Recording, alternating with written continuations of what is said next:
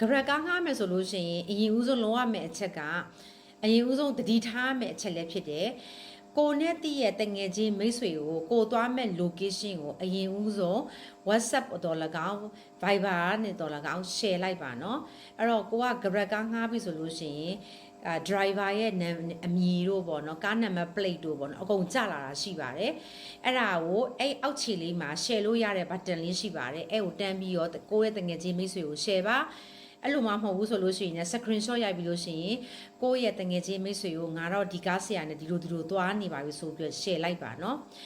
ဒုတိယအချက်ကတော့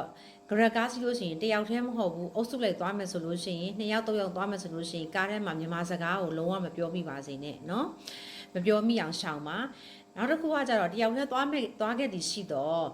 နော် Grab ဆရာ driver ပေါ့နော်ကိုကိုမေးမယ်မင်းတို့ဒီမှာဘာလူမျိုးလဲတို့ဘာလောက်တာလဲတို့ဗမာနေရလဲတို့အခုကဘယ်အလုပ်မှာလုပ်နေရလဲတို့ဘာလို့ညာတော့မေးလို့ရှိရင်လေဖြေစရာအကြောင်းမရှိဘူးတလားနော်သူတို့လောက်ရမယ့်အလုပ်ကကိုသွားတင်တဲ့ခရီးကိုသူတို့လိုက်ဖို့ပေးရုံပဲပတ်စံပေးပြီးကိုတို့ကငှားတာနော်ဘာတခုမှမဖြစ်နေမသိကြအောင်စောင်းနေပြောလို့ရှိရင်မေးလိုက်လို့ရှိရင်ဘာမှမသိ I don't know တာပြောလိုက်နော်မသိဘူးပဲပြောလိုက်နော်အဲ့လိုတော့ခက်ကြကြောင်တော့ပြောချပလိုက်နော်ဖြေစရာအကြောင်းလုံးဝမရှိဘူးဘာလို့လဲဆိုတော့ကျွန်မပြီးရင်ရှင်းပြမယ်အကြောင်းရှိလို့ပါ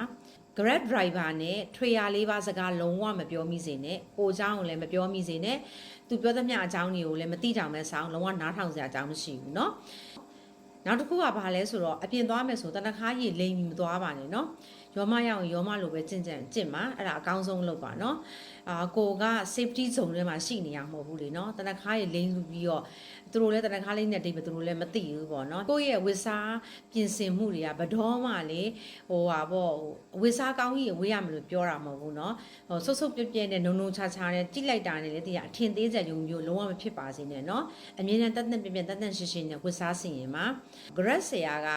အနေဖုန်းလေးကိုပြပါအောင်လို့တလားနေဖုန်းလေးကိုကြည့်ရအောင်နင်တို့မိသားစုဓာတ်ပုံလေးကြည့်ရအောင်လို့ဘာတို့ညာလို့ဆိုကိုဖုန်းကိုကင်တာတွေယူတာတွေတောင်းဆိုတာတွေကိုလုံးဝမလုပ်ပြီးပါစေနဲ့သူလောက်ရမယ်လို့ကကိုသွားခြင်းတွေကလိုက်ပို့ရမှာပါအလာပါတက်လာပါသူ့မှာပြောစရာအကြောင်းဘာတစ်ခုမှမရှိပါဘူးအဲ့တော့ Grab ငှားမယ်ဆိုလို့ရှိရင်เนาะအဲ့အချက်တွေကိုအရင်ဦးဆုံးတတိထားပါမယ်เนาะအဲ့တော့ကိုသွားရလမ်းမှာပေါ့เนาะဒီ Grab driver ကအမြဲတမ်းတတိနဲ့သူ့ကိုစောင့်ကြည့်ပါတင်ငါမကင်းမော်နော်သူ့ရဲ့ဟန်ပန်အမူအရာတွေကပြတ်တာတို့ပေါ့ကိုသွားမဲ့လမ်းကြောင်းကနေပြီးလမ်းကြောင်းပြောင်းတာတွေပါရှိလို့ရှိရင်ကျမခုပြထားတဲ့ဖုန်းနံပါတ်999ကိုဆက်ပါဒါမှမဟုတ်ရှင်အခုဒီ Grab application ထဲမှာပဲเนาะအခုပြထားတဲ့နေရာမှာ help center ဆိုတာရှိပါတယ်အဲ့ကိုလှမ်းပြီးတော့ခေါ်ပါเนาะတချို့ကပြောတယ် Grab ငှားလို့ရှိရင်တဲ့